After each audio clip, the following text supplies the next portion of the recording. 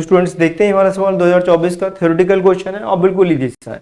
वो कह रहे हैं यहाँ पर कि एक हमारे पास बल्ब है, यानी कि एक रेजिस्टेंस है हमारे पास डेफिनेटली, और एक हमारे पास कैपेसिटर लगा हुआ है और इसको हमने किसी सोर्स से कनेक्ट किया है, ठीक है ना। तो अगर आप इंपीडेंस देखें, इंपीडेंस की वैल्यू हो जाएगी 1/ω/c का whole square plus r square.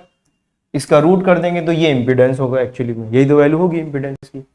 अब वो पूछ रहे हैं यहाँ पे जो रेजिस्टेंस है, एक्चुअली में रेजिस्टेंस कुछ नहीं बल्कि बल्ब, यही है बल्ब है हमारे पास। वो पूछ रहे हैं कि इसके बीच में हमने डाइलेक्ट्रिक भर दिया तो ये बल्ब जो है वो तेज जलेगा, कम जलेगा, क्या क्या होगा इस बल्ब का, ये बता करना।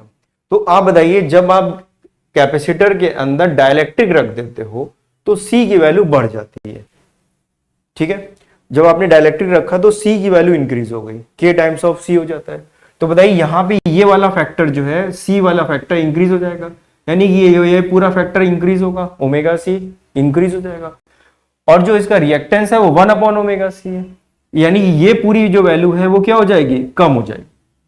तो Z की वैल्यू एक्चुअली में क्या हो रही है, डिक्रीज कर गई। तो जो टोटल इंपीडेंस है C की वैल्यू इंक्रीज करने पर Z की वैल्यू क्या हो गई, डिक्रीज कर गई। समझ में आ गया, C की वैल्यू इंक्रीज करेगी तो Z की वैल्यू क्या हो जाएगी, डिक्रीज कर जाएगी। यानी टोटल इंपीडेंस सर्किट का क्या हो गया, डिक्रीज कर गया। अगर टोटल इंपीडेंस सर्किट का हमारा डिक्रीज कर गया है तो करंट क्या हो जाएगी, बढ़ जाएगी, क्योंकि VRMS IR जो I होता है, I is equal to V divided by Z। तो अगर टोटल रिएक्टेंस या टोटल इंपीडेंस सर्किट का कम हो गया तो करंट बढ़ जाएगी, और करंट बढ़ेगी तो ये बल्ब की जो रोशनी है वो भी बढ़ जाएगी, यानी इट विल ग्लो उसका कैसा हो जाएगा, और ज्यादा ग्लो करेगा। तो बल्ब जो है वो ज्यादा ग्लो करेगा, तो इसका आंसर इंक्रीज हो जाएगा। तो इतना सिंपल सा लॉजिक लगा के काम कर लेते हैं।